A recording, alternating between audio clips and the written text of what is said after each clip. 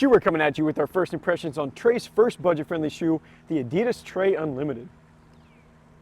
Let's go.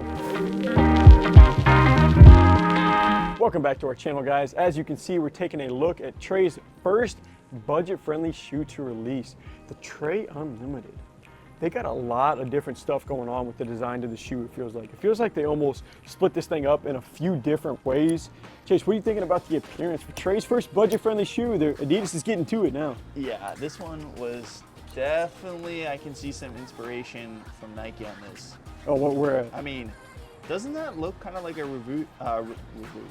reverse swoosh right there? Like a little Giannis? Oh, like right here? Yeah. I mean, it does have a little bit of that look. Something that we talked about, like this wavy part almost reminds me of the backside of the KD15s. But I mean, from the front, that's where they take on their full like Adidas look. Those three stripes actually showed up on the Trae Young 2s, so on his main line. So as far as a budget-friendly shoe, something that like me and Chase were talking about before we started recording was like, depending on the vantage point, the angle that you're looking at these shoes, they almost give you like a different vibe like in each spot.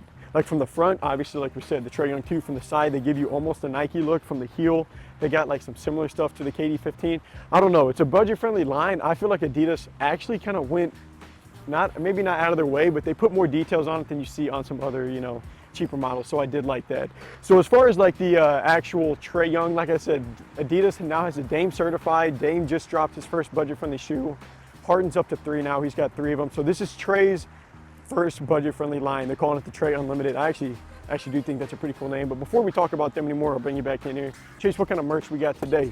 Today we're rocking with some Baller X socks right there. Follow them on our website. Oh, yeah. Or Baller shirts right there. Got a few different baller merch, guys, different designs. Check those out, available on the website. So back to the shoe now. As far as like Trae's go, I think his main, his signature line, which is just obviously it's on the Trae Young 2, I think at this point.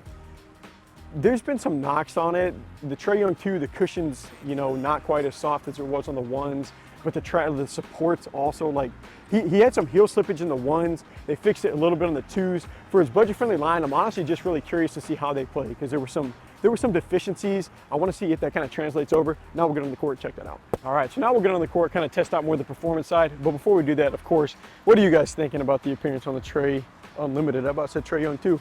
Because that's what they look like there. Chase, what do you think? Yeah, these things are like a Frankenstein shoe to me. These things are different. Frankenstein shoes. A little interesting. There's a lot going on with the appearance. The more you look at it, the almost more it kind of starts to draw your attention. But guys, as you can tell, this is our first impressions. We always do that outdoors. Full breakdown indoors, that'll come out soon. But I mean, so I didn't bring this up yet, but with this being his budget-friendly line, these are going to be a cheaper price than his main line, which is at $140. These are going to retail for $90. So that's a pretty good spot. I want to say, I think the Harden step back threes are 85. The Dame certifieds, maybe 80 or 90, but these ones are $90. $90 is a pretty good spot for like a budget-friendly shoe. If we're gonna keep it rolling with this, KD Trae 5X is 90, Giannis Immortality is 90, I believe. So pretty standard as far as the pricing goes. The first thing I'll tell you, we'll talk about the cushion first. They actually label it for you what they're using. Here on the inside of this midsole, you can see they got some bounce.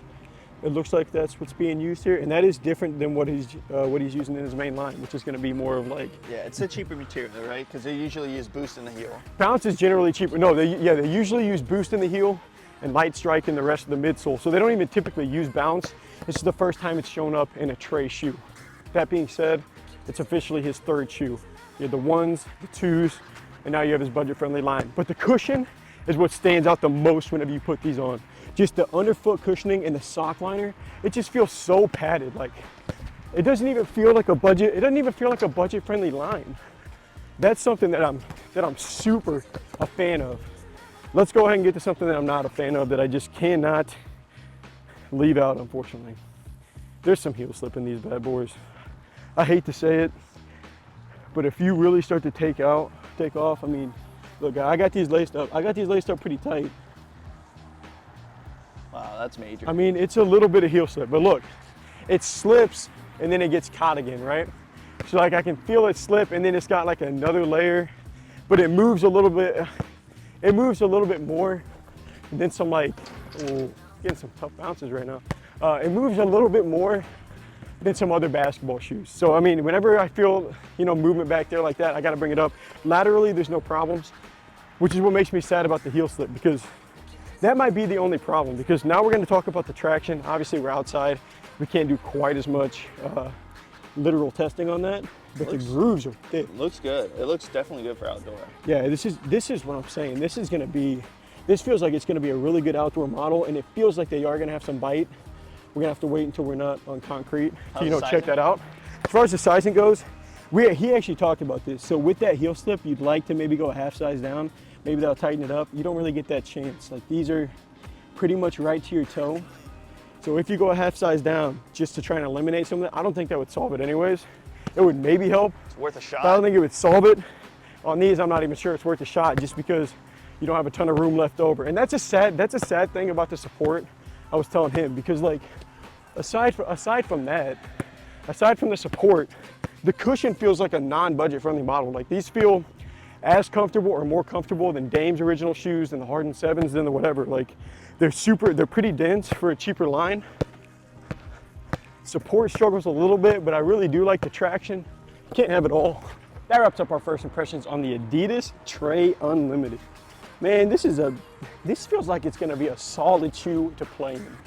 If I have to knock it, I have to knock it. There's some heel slipping on this. Now, that's the last time I'm gonna say it, because aside from that, these really do feel like they're gonna be a solid model. Like, I'm crazy impressed with just the cushioning under your foot, but like, even in the sock liner, like, you can just tell, I don't know if you pick it up on camera, but like, it's just a thick and just a padded sock liner. The traction's definitely gonna be, it feels like it's gonna be great for outdoors with how thick the grooves are. We'll see how it plays indoors. Feels like it has potential to bite inside too, but this feels like a pretty well-rounded model.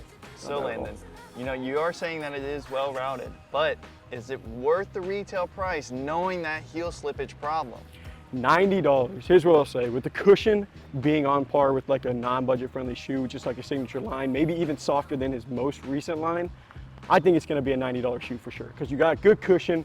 If support's the biggest thing, I'll let you know whenever I'm inside making some of those tougher movements, if that's gonna knock it down. But $90, these feel like they got a shot to be in my top 5, budget friendly shoes of the year, and just in my top 5 rotation for budget friendly shoes. But the full breakdown, I'll be reviewing those. That'll be coming out in about a week or two. Make sure you guys are on the lookout for that. Go inside, we'll check out, do more of the tech specs and all that stuff. But that's gonna wrap up our first impressions on the Trae Unlimited.